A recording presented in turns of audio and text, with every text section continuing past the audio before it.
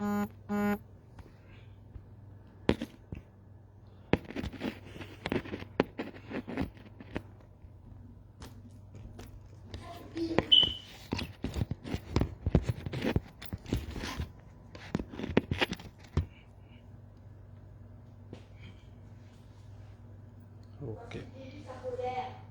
Bonsoir, bonjour, selon les à laquelle vous êtes connectés sur ce live. Ce live, en fait, il est question ici pour certains qui, de par les observations et aussi les préoccupations des uns et des autres, on constate que beaucoup de personnes ont des difficultés à faire le montage d'un CV ou la présentation d'un CV. Bon, ici, nous allons juste faire une présentation élémentaire pour ceux au moins qui n'ont pas encore la base quant au montage d'un CV. Et nous n'allons pas être long parce que il sera beaucoup plus pratique. Le CV, c'est quoi? Le CV, c'est un document qui retrace le parcours académique ou professionnel d'un individu.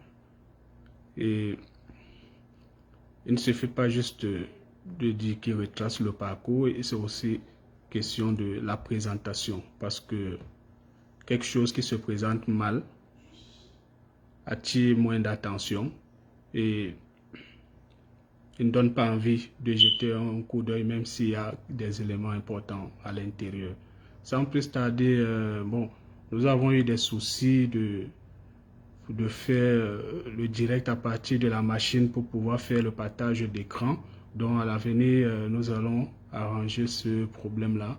Mais je vais juste vous présenter mon écran en le filmant pour que vous voyez ce que j'ai en face de moi. Et on va aller point par point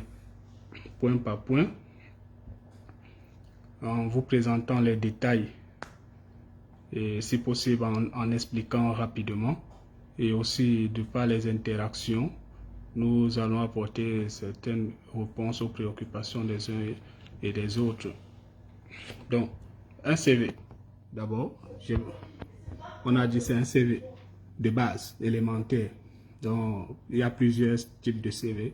Il y a les CV professionnels, et quand on dit professionnel, dans professionnel, il y a encore d'autres sous branche à l'intérieur, parce que quand on dit professionnel, ce n'est pas qu'en entreprise, même dans professionnel, on a aussi académique. On peut avoir un CV professionnel académique, un CV professionnel d'entreprise, un CV, etc. Mais on ne va pas entrer dans les embrouilles de ces détails. Ça, c'est un CV simple. Donc, je vais vous partager mon écran en filmant. J'espère que vous pourriez lire ce qui est en face de moi.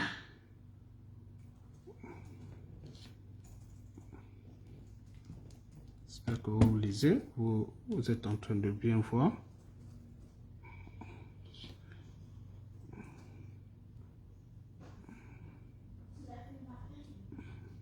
Ok. Ici, nous avons curriculum vitae. Bon, on a omis de mettre après curriculum vitae un titre. Bon, comme vous voyez ici en bas, on a mis cursus académique. Normalement, vous devez mettre après curriculum vitae ici identification ou présentation ou identité, bon, selon vos humeurs. Maintenant, ici, la première partie consiste à l'identification de l'individu.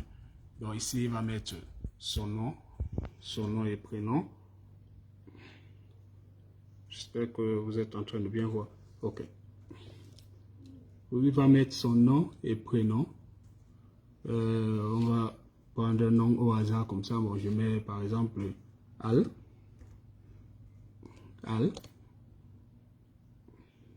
Ban. Donc on peut dire nom et prénom. Formation. La formation ici renvoie à dire ce que vous avez comme formation. Vous voyez en bas, j'ai mis études.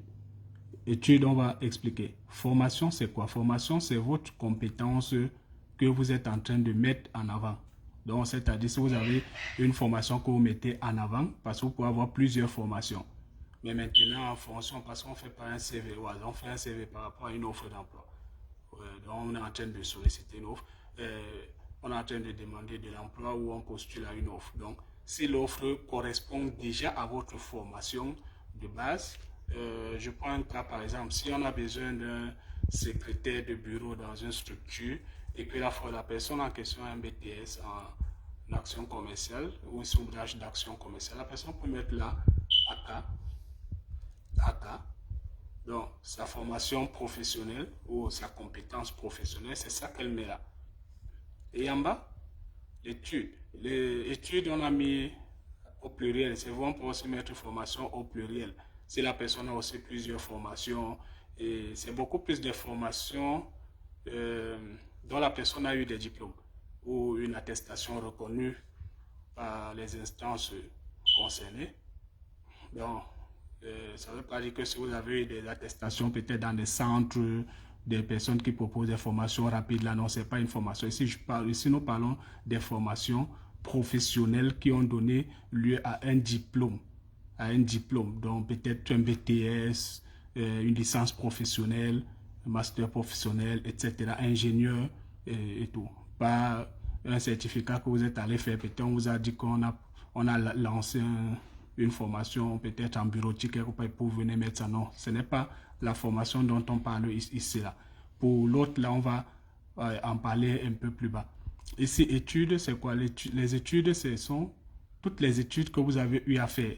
Donc, vous pouvez avoir fait AK, vous pouvez avoir eu une formation en AK, mais dans les études, vous avez eu plusieurs formations, telles que, par exemple, si vous avez fait au départ, vous avez eu,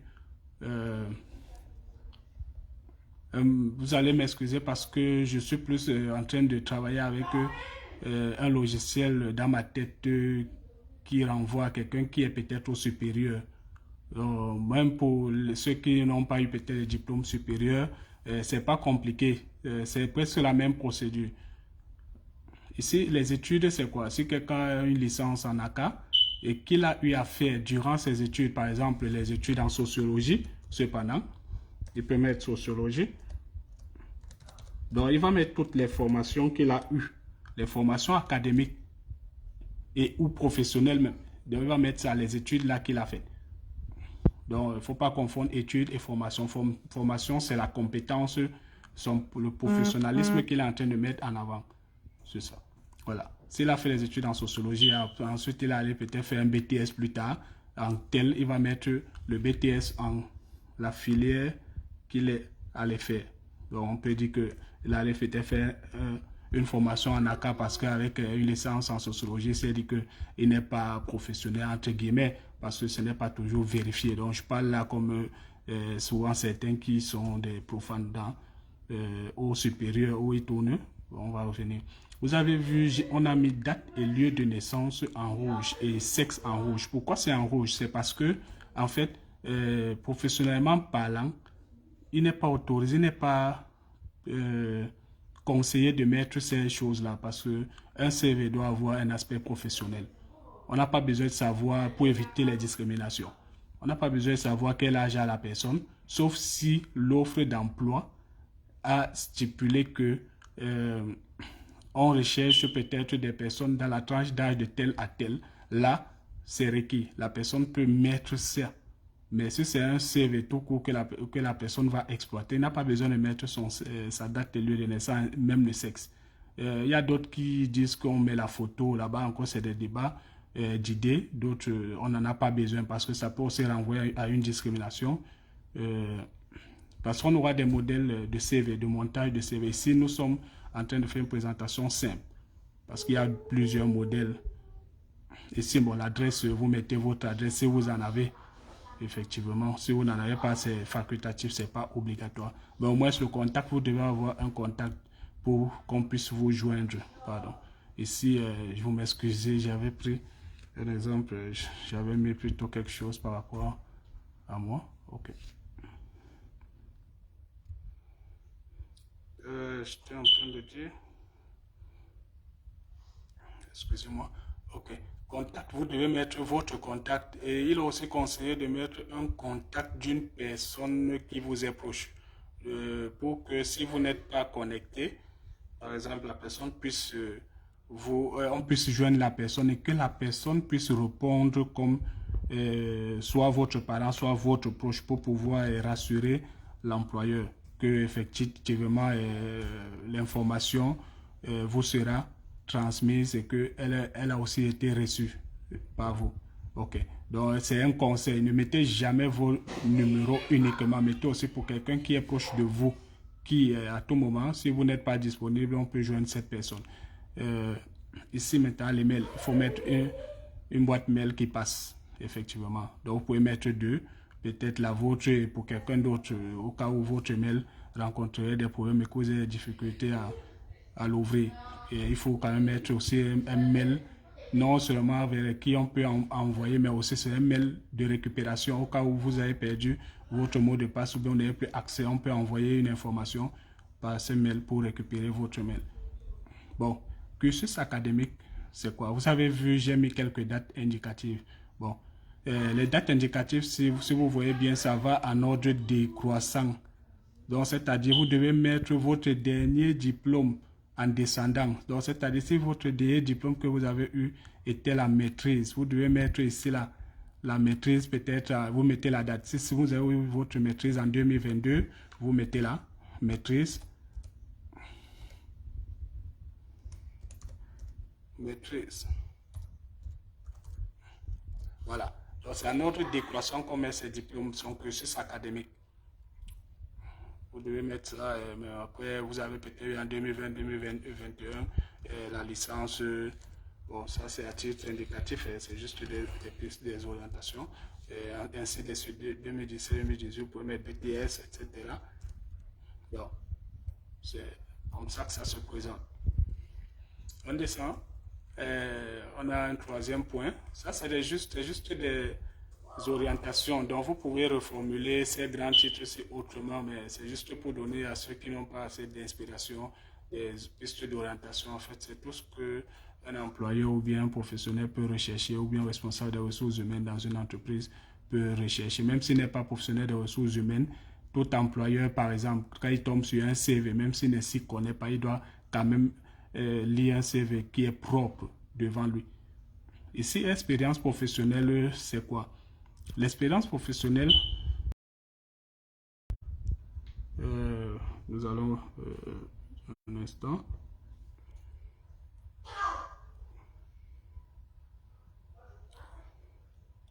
En fait, nous allons finir avec le cursus académique. Permettez un peu. Ok. Expérience professionnelle. Expérience professionnelle. Vous avez vu aussi que nous avons indiqué les dates toujours en ordre décroissant. Donc, votre dernière expérience. Donc, si, comme vous avez votre diplôme en 2022, donc on peut dire cette année, vous êtes professionnel dans ça, vous devez mettre aussi votre dernière expérience, donc c'est-à-dire le travail ou le stage que vous avez eu à faire récemment et vous allez en ordre toujours décroissant. Donc si c'est en 2022 par exemple, vous devez avoir aussi les dates nettes exactes, c'est-à-dire si vous avez fait le stage par exemple, disons en février, février 2022, vous devez mettre, si c'est un stage de 2 mois, vous mettez l'intervalle. Février, disons mars. Février, mars. Vous devez mettre cet intervalle-là, il doit être visible. Cet intervalle doit être visible. Donc, on ne veut pas seulement mettre les dates comme certains mettent souvent. 2022, stage à tel. Donc, vous mettez maintenant le stage que vous avez fait et en qualité de quoi. Donc, vous pouvez dire stage, par exemple, en stage dans la société, stage A, vous mettez le nom de la structure, stage A, en qualité de, stage A, donc c'est le nom de l'entreprise, en qualité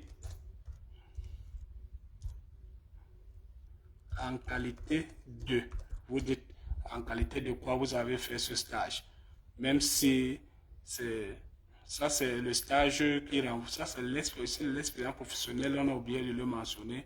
l'expérience professionnelle renvoie à l'expérience que vous avez dans le domaine de formation que vous êtes en train de faire valoir, que vous êtes en train de vendre.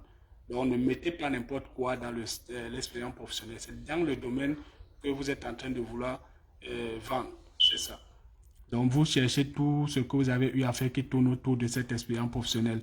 Il faut être vrai dans votre présentation et dans votre exposé. Même si vous n'avez eu qu'à faire qu'un seul stage, mettez ce stage. Il y a d'autres qui gonflent souvent avec beaucoup de choses là. Après, on se rend compte qu'ils n'ont même pas cette expérience. Donc, soyez vrai dans votre présentation. Donc, comme j'étais en train de dire là. Et vous voyez, l'autre titre qui suit, c'est autre expérience. Maintenant, c'est dans les autres expériences où vous pouvez mettre maintenant les autres stages qui n'ont rien à voir avec votre formation. Donc, ce pourquoi vous êtes en train de postuler ou bien votre compétence de base, la compétence professionnelle de base. Ça, c'est les autres expériences. Donc, si vous avez eu à faire peut-être des stages en qualité de vendeur, peut-être de vendeur, oui, dans telle entreprise, vous pouvez mettre stage en ah, vous mettez l'entreprise. Je ne veux pas citer l'entreprise pour ne pas faire sa publicité parce que je ne suis pas accrédité pour le faire. Vous mettez le nom de l'entreprise, stage A, en qualité de. Donc, si vous étiez vendeur, vous dites en qualité de, soit de marketing, soit de commerçant. Donc, vous allez mettre en qualité de quoi. Et vous mettez toujours aussi les autres expériences en ordre décroissant. Donc, ça va toujours descendre. Donc, si votre dernier stage était cette année, vous mettez, vous descendez. Donc, vous commencez par le dernier en descendant. C'est la même chose, la même procédure qui n'a rien à voir avec votre expérience professionnelle intrinsèque de base. C'est un peu ça. L'engagement socio-professionnel, vous voyez, j'ai mis quelques exemples déjà introductifs. Là, je m'intéresse plus à... J'ai mis par exemple accueil et orientation des étudiants ou élèves. Donc, l'engagement socio-professionnel, c'est quoi? Ce sont des activités que vous avez eu à faire dans le cadre peut-être pour aider ou pour venir renforcer une organisation dans une structure bien donnée, dans une structure légale. Donc, par exemple, on voit souvent dans les établissements, il y a les périodes d'accueil et orientation des étudiants ou des élèves. Si vous avez eu à participer à ce genre d'activités, vous pouvez mettre. Parce que ce sont les activités qui sont de la responsabilité d'un service. Donc, mettez l'engagement socio-professionnel qui renvoie à une activité auquel vous avez renforcé une équipe d'une structure légale. Aussi, on a aussi proposé sensibiliser les populations dans le cadre des luttes contre certaines maladies. Vous mettez peut-être, si c'était dans le cadre d'une ONG, ou alors c'était, en tout cas, ça doit être une structure légale. Une structure légale à laquelle vous avez donné votre appui. Et tout. Donc, vous pouvez continuer. Si vous avez aussi été appelé peut-être pour aller être hôtesse ou steward dans une cérémonie pour une entreprise, vous mettez ça. Vous mettez ça. Ça, c'est un engagement aussi socio-professionnel qui vous a donné aussi une expérience dans telle activité. Bon, en bas, vous mettez les langues pratiquées. Bon, les gens mettent souvent langue parlée. C'est pas, en fait, en français, ça ne se dit pas. Il faut dire, on pratique les langues aujourd'hui. Vous allez voir, les linguistes n'aiment plus trop qu'on on utilise le mot langue parlée. Parce que la langue se pratique, elle ne se parle pas. On parle déjà, nous tous. Le fait de parler, c'est de parler. Bon, ça, c'était en passant. Langue pratiquée. Il y a encore d'autres expressions qu'on peut utiliser. Donc, vous mettez les langues et vous mettez entre parenthèses votre niveau de ces langues. Ici, par exemple, on a omis de mettre le niveau de langue, le niveau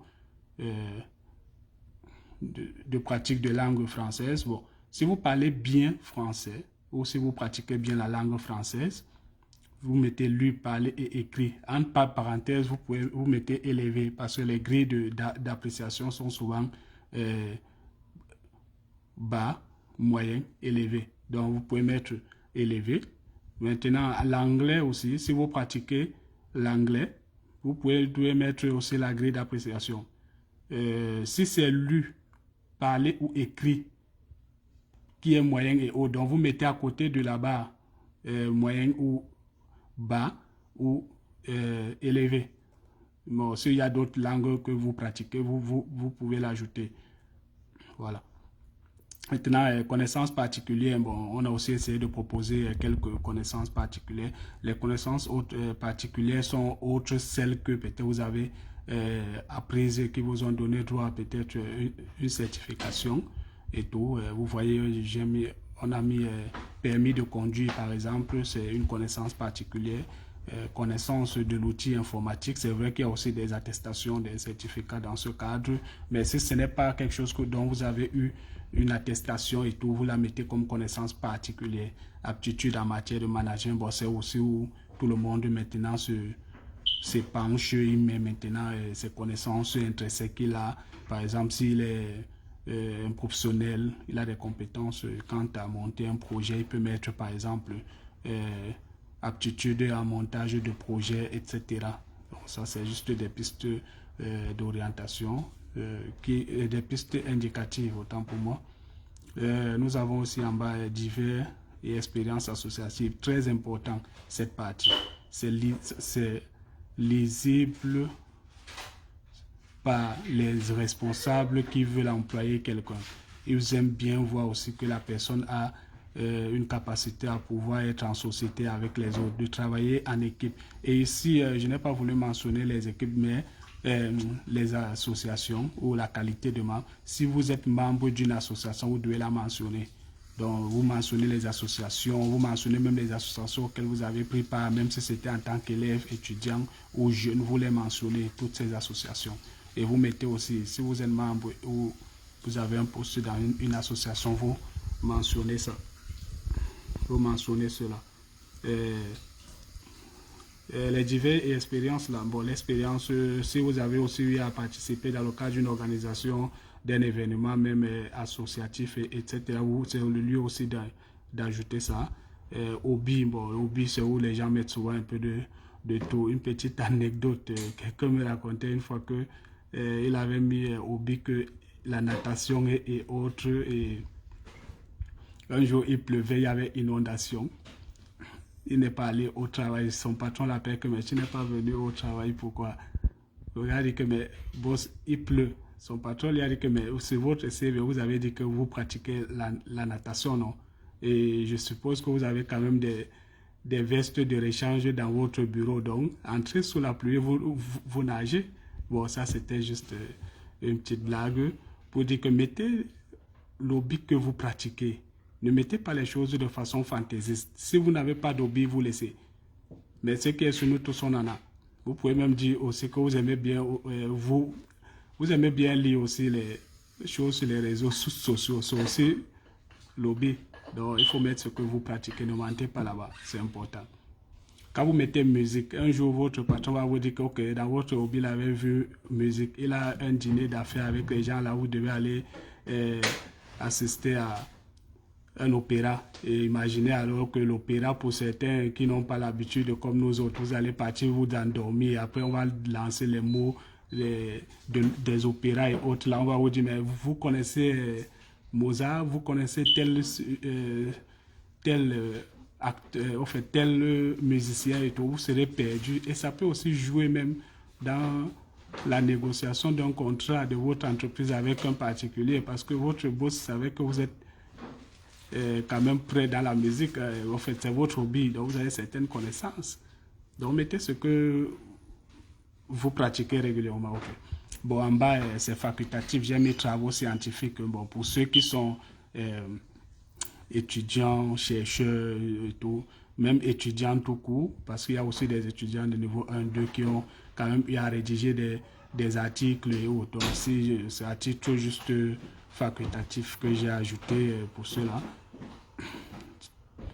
Ici, bon, on a mis sujet de soutenance. Si la personne a eu à soutenir, il peut mettre sujet de soutenance de BTS ou licence ou maîtrise professionnelle. Il met le titre de cela. C'est important. On va moins voir que vous avez déjà eu à faire des recherches sur un domaine scientifique important. Ici, là, projet de sujet, si vous êtes encore en train de rédiger un autre projet de mémoire, etc. Publication, si vous avez eu à rédiger ou bien à contribuer à la rédaction d'une publication, un article, un mémoire, une thèse, etc., vous mettez. Donc ici, nous sommes heureux d'avoir constaté que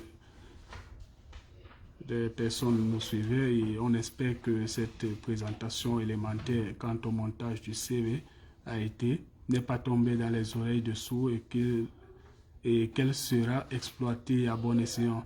À l'avenir, nous allons inviter aussi certains professionnels qui viendront partager avec nous l'expérience quant à toujours au montage de CV. Maintenant, là, ce sera plus des CV simples, mais des CV maintenant adaptés, des CV particuliers où nous invitons les uns et les autres à partager cette vidéo, cette page, et à inviter leurs proches à s'y abonner afin que ça puisse leur être utile.